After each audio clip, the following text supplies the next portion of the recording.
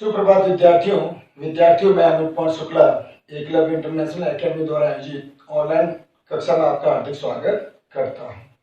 विद्यार्थियों, पिछली ऑनलाइन कक्षा में मैंने आपको बताया कि सरकार द्वारा जो कमेटी गठित की गई थी एक विशेष हताशा को लेकर के, विशेष बात को लेकर के।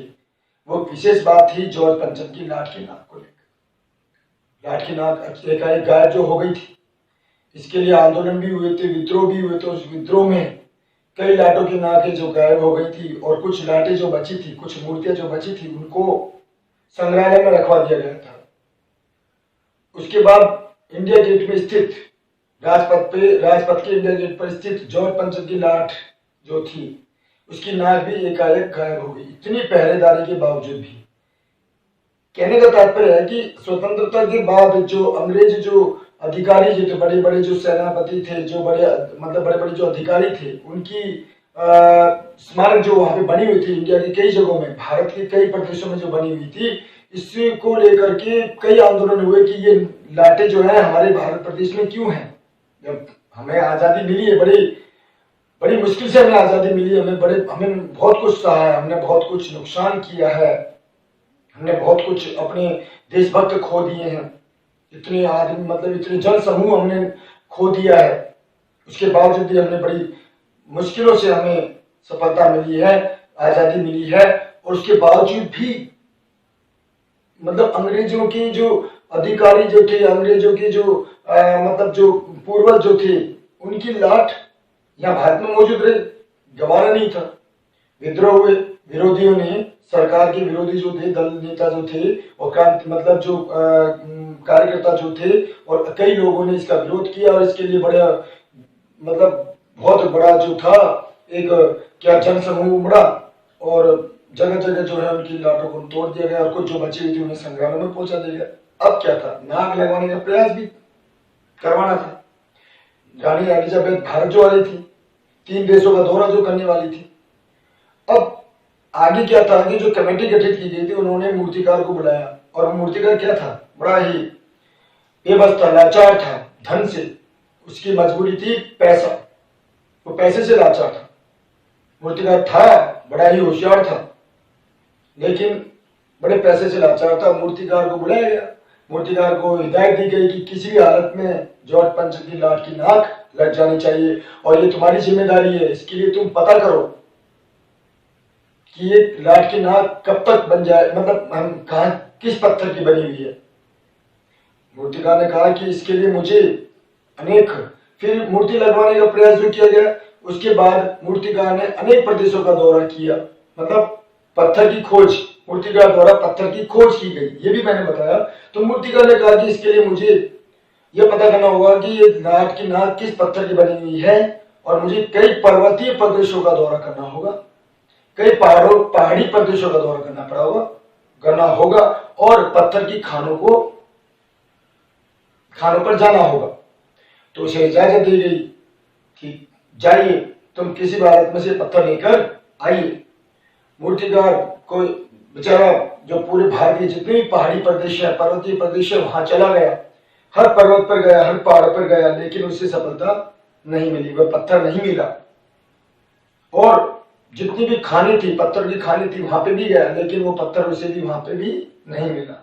मूर्तिकार कई भारत के पर्वतीय प्रदेशों पे दौरा करके हताश होकर के लौट आया और उसने कहा कि साहब, उसने बताया कि ये पत्थर तो विदेशी है, हमारे भारत का नहीं है। मूर्तिकार आया और वहां पे बैठे मौजूद जो सभापति थे और जो दल थे, कुछ जो अधिकारी बैठे थे, उन्होंने कहा कि भारत में ऐसी क्या चीज है जो नहीं मिलती, हमारे भारत में सब चीज विदेशी है, अभी भी यूज कर रहे हैं। यहाँ का डांस भी हम विदेशी यूज कर रहे हैं, खान पान भी विदेशी यूज कर रहे हैं, पहनावे भी विदेशी यूज करने लगे हैं। और क्या नहीं मिलेगा, भारत में सब कुछ है, ठीक है, विदेशी चीज चल रही है। उस समय दौर भी था, क्योंकि भारत में उस समय दौर ये था कि कुछ चीजें विदेशी जो रहन सहन तौर तरीके थे वो चली रही थी, तो ठीक है। उसके बाद मूर्तिकार को डांट फटकार मिली और उसके बाद मूर्तिकार ने हताशा होकर के अपने सिर जो है झुका लिया। मूर्तिकार ने कहा, फिर एक मूर्तिकार के दिमाग में एक नई बात सूझी, उसने नया सुझाव देना चाहा। क्या सुझाव था कि मूर्तिकार ने सुझाव दिया कि सभी इसको परेशान देखकर सभी मायूस थे। वहां पर जो सभा में बैठे हुए सभी जो अधिकारी जो थे वो मायूस थे।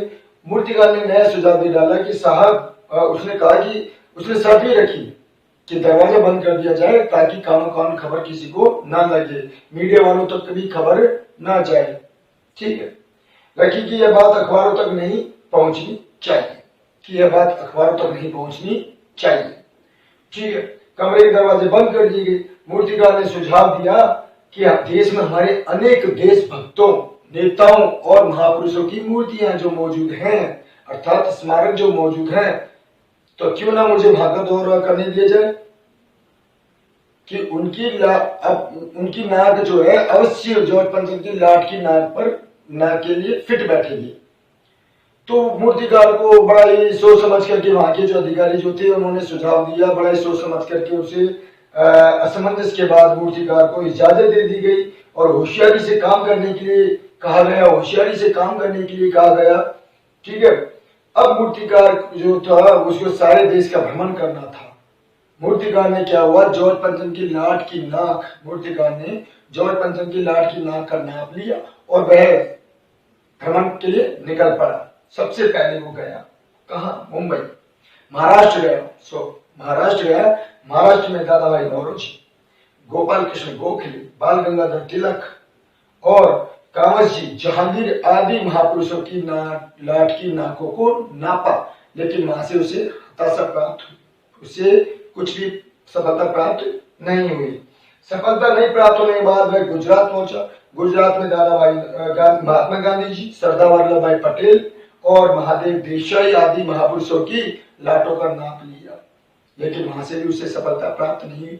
वहां की लाटों की मतलब महाराज गुजरात में भी जितने महापुरुष थे उनकी लाट की नाक भी किसकी नाक से बड़ी बैठी, जॉर्ज पंचम की लाट की नाक से। उसके बाद फिर वो बंगाल गया। बंगाल में रविन्द्रनाथ टैगोर, विवेकानंद जी, राजा राम मोहन राय, दयानंद सरस्वती आदि महापुरुषों की जो है लाटों की नाप उसने ली, लेकिन वहां से भी उसे हताशा प्राप्त हुई। उसके बाद वो बिहार गया। बिहार में भी उसे सफलता नहीं मिली और बिहार में यहाँ तक कि उसने पटना में स्थित, पटना की स्टेचू सर्किल पर स्थित जो मतलब स्मारक है, शहीद बच्चों की जो स्मारक बने हुए हैं, शहीद बच्चों की जो स्मारक बने हुए हैं और वहां शहीद बच्चों की जो मूर्तियां हैं उनकी लाट की नापों को भी ले लिया, लेकिन उन बच्चों की लाट की नाक भी जॉर्ज पंचम की लाट की नाक से बड़ी निकली। उसके बाद क्या था, मद्रास चला गया।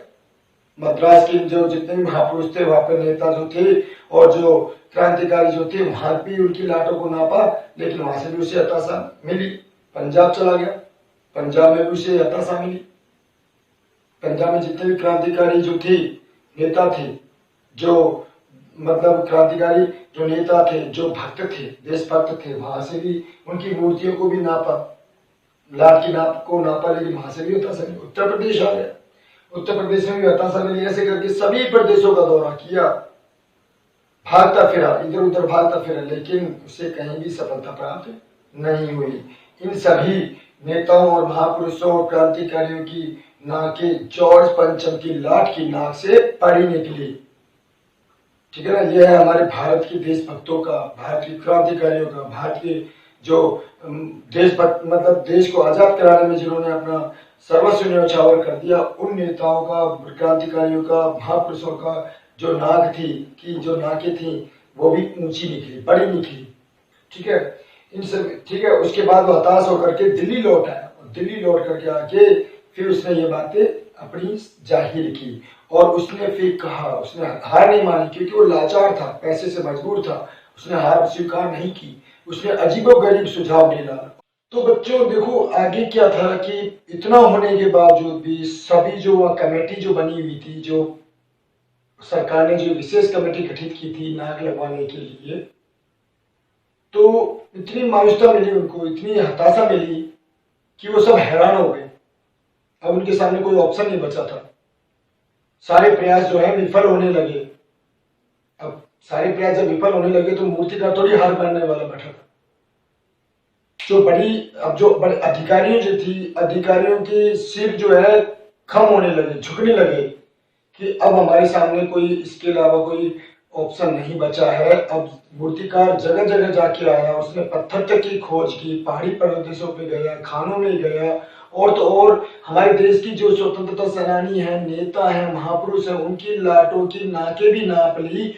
इसके अलावा जो बच्चे हैं, शहीद हुए बच्चे जो है, स्मारक बिहार में सेक्रेटरिएट, बिहार सेक्रेटरिएट के सामने जो स्मारक है, वहां के जो बच्चों की शहीद बच्चों की जो मूर्तियां हैं, उनकी लाटों को भी नापा, लेकिन सब के सब बड़ी निकली। अब मूर्तिकार को फटकार लगी, वो तो बड़ी बड़ी बातें करके गया था कि मैं किसी भी हालत में ये नाक लगा के रहूंगा, लेकिन वो भी हिम्मत आने वाला नहीं था। अब ये बात मूर्तिकार द्वारा जिंदा नाग लगवाने का सुझाव जो दिया गया, तो उससे पहले क्या है कि स्वागत की तैयारियां चल रही थी, कि भाई वो दिन दूर नहीं थे। दिल्ली में स्वागत की तैयारी जोर जोर से चल रही थी। जॉर्ज पंचम की मूर्ति को रगड़ रगड़ कर साफ किया गया, और जो मूर्ति के स्मारक के सामने जो राब है, जो कीचड़ है, जो मतलब जो फवारा है, जो वहां पे जो फवारा वगैरह है, उसकी व्यवस्था को भी सुदृढ़ सुचारू किया गया, और जो राब है, कीचड़ को हटाया गया, और कीचड़ को हटा करके जो खड्डा सा रहता है, मतलब जो झरना, मतलब जो एक तरह से तालाब सा है, छोटा सा जो तालाब सा रहता है ना, तो उसमें जो है राब निकाल करके उसको धो करके उसको, ठीक है ना, नया पानी डाला गया, उसमें ताजा पानी डाला गया, ठीक है, उसमें ताजा पानी डाला गया, और जो मूर्ति थी उसकी मतलब उसको रगड़ रगड़ कर साफ किया गया, ठीक है। बड़े अधिकारी तो ये बात पहुंची, मतलब सभी को परेशान कर रहा था, मतलब कहने, लेकिन नाग न होना सभी अधिकारियों को परेशान कर रहा था। इससे पहले मैं बता दूं कि नाग न होना, मूर्तिकार ने जब सारे दौर मतलब प्रयास विफल गए, तो नाग न होना अब उनके सामने एक अजीबो गरीब समस्या खड़ी हो गई। किसके सामने? अधिकारियों के सामने, कि भाई नाग नहीं है, अब क्या कर किया जाए। तो एक अजीबो गरीब जो परेशानी थी, जो, ठीक है ना, जो उनके सामने अजीबो गरीब जो एक ये जो बात जो सामने निकल कर आई थी कि उसे कहीं सफलता नहीं मिली मूर्तिकार को, तो सब अधिकारी जो है परेशान होने लगे। यह बात बड़े अधिकारियों तक पहुंच गई तो खलबली मच गई, तो और ज्यादा खलबली मच गई कि किसी भी तरह जो है मीडिया वालों को ये खबर नहीं पहुंचनी चाहिए। हम, क्योंकि अधिकारियों ने तो पहले ही मीडिया वालों को बोल दिया गया कि इसका हल निकाल लिया गया है। मूर्ति का मतलब पत्थर की जो मतलब जो लाट है, जो लाट पत्थर की मतलब जो मूर्ति है, उसकी जो नाक है, उसका हल निकाल लिया गया। उन्होंने पहली घोषणा कर दी थी, लेकिन सब जगह से हताशा मिली। तो मीडिया वालों को भी ये बात बचाने के लिए कि आखिर हम मीडिया वालों से कैसे बचाएं, ये बात मीडिया तक पहुंचेगी, और मीडिया के माध्यम से पूरे देश के जन समूह में यह बात पहुंचेगी, ठीक है। मूर्तिकार के दिमाग में एक नया आश्चर्यजनक विचार पैदा हुआ, ठीक है। मूर्तिकार के दिमाग में नया आश्चर्यजनक विचार पैदा हुआ, और जो कौतूहल मतलब जो नया कौतूहल पैदा कर रहा था, ठीक है। उसने बंद कमरे में सुझाव रखा। उसने पहले तो कमरे फिर से बंद करवा लिए, कमरे पहले भी बंद किए गए थे और अब दोबारा से कमरे बंद करवा लिए गए। उसने सुझाव दिया कि भारत के 40 करोड़, हमारे भारत में 40 करोड़ पॉपुलेशन है, जनसंख्या है, क्यों ना उन 40 करोड़ लोगों में से किसी एक व्यक्ति की जिंदा नाक यहाँ मूर्ति पर लगा दी जाए। सबके होश उड़ गए। जो अधिकारी जो थे, सभा में उपस्थित जो सभी अधिकारी थे, सबके होश उड़ गए कि ये कैसा सुझाव।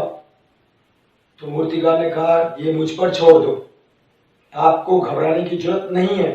सभी अधिकारियों ने कहा, आपको घबराने की जरूरत नहीं है, यह काम मुझ पर छोड़ दो। क्योंकि मूर्तिकार लाचार था, बेबस था, पैसे से लाचार था, उसे पैसों की जरूरत थी। तो बहुत देर तक ये विचार विमर्श चलता रहा कि कुछ ना कुछ तो करना है, क्योंकि नाक भी जरूरी है, नाक भी जरूरी है।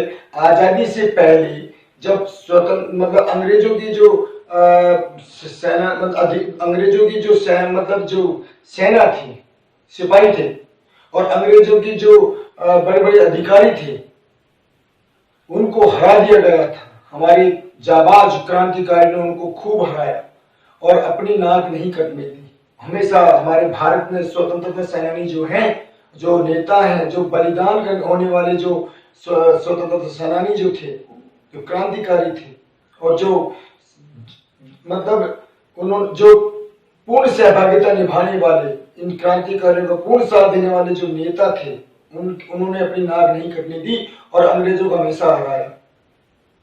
ठीक है, तो अब अंग्रेजों को हमेशा हराया, लेकिन वो अधिकारी जो कर्मचारी थे, जो सरकार थी, इनकी जो मतलब जर्जर जो व्यवस्था, खराब जो व्यवस्था, इनकी नाकामयाबी, ठीक है, इनकी हताशा, यही बात साबित करती है कि ये लोग किसी भी हद तक पहुंच जाएंगे और हमारे जो किसी भी हद तक पहुंच जाएंगे और उस मतलब जॉर्ज पंचम की लाट की नाक को लगाने के लिए कैसा भी प्रयास कर डालेंगे। उन्होंने यह प्रयास भी स्वीकार, मतलब यह सुझाव भी स्वीकार कर लिया। जो जिनका दिमाग जर्जर हो चुका है, जिन अधिकारियों को, कर्मचारियों का दिमाग जर्जर हो चुका है, ठीक है, और जो लाचार थे, बेबस थे, ठीक है ना, जिनका दिमाग शून्य अवस्था में था, वो आखिर में उन्होंने यह सुझाव स्वीकार कर लिया। और सुझाव स्वीकार करने के बाद कमेटी में सन्नाटा छा गया। नाग लगाने की जिम्मेदारी उसकी स्वयं की है। ये किसने बात कही? मूर्तिकार ने। उसे काम की अनुमति दे दी गई कि भाई जैसे भी हो, यह काम चुपचाप बड़ी होशियारी से करना है, किसी को कानो कान खबर नहीं पहुंचनी चाहिए। मूर्तिकार को इजाजत दे दी गई। अंत में पहरेदारों की तैनाती फिर से कर दी गई। जॉर्ज पंचम की जिंदा नाग लगा दी गई। सारे अखबारों में यह खबर छप गई। अखबार कहाँ चुप होने वाले थे? अखबार कहीं चुप नहीं होने वाले थे। आखिर में मीडिया को पता ही चल गया। सारे अखबारों में यह खबर छप गई कि जॉर्ज पंचम की जिंदा नाग लगा दी गई है। और यानी ऐसी नाग जो कतई पत्थर की नहीं लगती है। लेकिन उस दिन अखबारों में किसी भी उत्सव, समारोह, अभिनंदन या स्वागत समारोह का जिक्र नहीं किया गया। कोई खबर नहीं छपी। केवल क्या छपी कि जॉर्ज पंचम की जिंदा नाग लगा दी गई है। और सारे उसके बाद के जो पन्ने थे वो सब के सब खाली थे। अखबारों के सारे पन्ने खाली थे। हमें यही दर्शाता है ये जो मानसिकता है, इस तरह की जो घटिया मानसिकता है, जो घटिया सोच, जो अधिकारियों की, कर्मचारी, जो सरकार की रही, उनके अधिकारियों की रही, ये घटिया सोच इसी मानसिकता को दर्शाता है कि ये अपनी नाक को बचाए रखने के लिए, इन लोगों ने अपनी नाक को बचाए रखने के लिए एक जिंदा नाक लगा डाली। मतलब किसी 40 करोड़ जो पॉपुलेशन की जनसंख्या थी और हमारे किसी भारतीय, जिन्होंने बढ़ चढ़कर, उनके पूर्वजों ने, उनके खानदान ने, उन्होंने खुद ने, जिन भारतीयों ने खुद ने स्वतंत्रता प्राप्ति के लिए अपना सर्वस्व न्यौछावर कर दिया, अपना धन दौलत, अपना मन, अपना मकान तक, अपना तन तक न्यौछावर कर दिया, अपने सब कुछ गिरवी रख करके अपने भारत देश को आजाद कराया। ठीक है, और उसके बावजूद भी ऐसे अधिकारी, ऐसी सरकार, ऐसी घटिया मानसिकता वाली सरकार ने, मतलब लेखक ने स्पष्ट किया है कि इस तरह की गुलामी मानसिकता वाले जो लोग हैं, जिनकी, जो अभी भारत आजाद हो चुका है उसके बाद भी ऐसी मानसिकता, गुलाम मानसिकता, ठीक है, जो गुलाम मानसिकता और जो घटिया सोच वाली जो सरकार थी, उनके अधिकारी थे, उन्होंने इस तरह के जो बुरा कृत्य जो किया है, जो घटिया प्रदर्शन जो किया है, वो माफी के लायक नहीं था, जो कतई माफी के लायक नहीं था। स्वतंत्रता प्राप्ति के बाद जो कोई भी नहीं चाहेगा, कोई भी हमारे भारत देश का कोई भी नागरिक ये नहीं चाहेगा कि हमने इतनी पीड़ा सही, हमने अंग्रेजों द्वारा इतनी पीड़ा सही, हमारे ऊपर काफी अत्याचार किए गए, और उनके जो सेनानी हैं, अंग्रेजी अधिकारी हैं, जो पूर्व अधिकारी जो थे, सेनानी जो थे, अंग्रेज सेनानी जो थे, सेनापति जो थे, अंग्रेजी सरकार के जो पूर्वज, मतलब जो पूर्वज जो थे, उनकी मूर्तियां, उनकी स्मारक हमारे देश में रही। यह दर्शाता है कि हमारी सरकार उस समय एक गुलामी मानसिकता वाली, एक मतलब दूसरों के अधीन अपने आप को झुकाने वाली सरकार, अब झुकाने वाली एक मतलब बेबस लाचार सरकार के अलावा और कोई नहीं, कुछ नहीं हो सकती। यहाँ पर ये लेखक ने प्रस्तुत किया इसके माध्यम से कि इस तरह की घटिया प्रदर्शन, इस तरह का घटिया हरकत उनके द्वारा की गई, ये कतई माफी के लायक नहीं है। तो अखबारों में तो छपना ही था, अखबार में ये कहाँ चुप होने वाला था। ठीक है, तो आज के लिए इतना ही। आशा करता हूं आपको समझ में आया होगा। ठीक है, अगली जो कड़ी में हम लेके आएंगे, अगली वीडियो ऑनलाइन वीडियो में हम लेके आएंगे साना साना हाथ जोड़ी, मधु काकड़िया द्वारा रचित। ठीक है, तो आज के लिए इतना ही। धन्यवाद।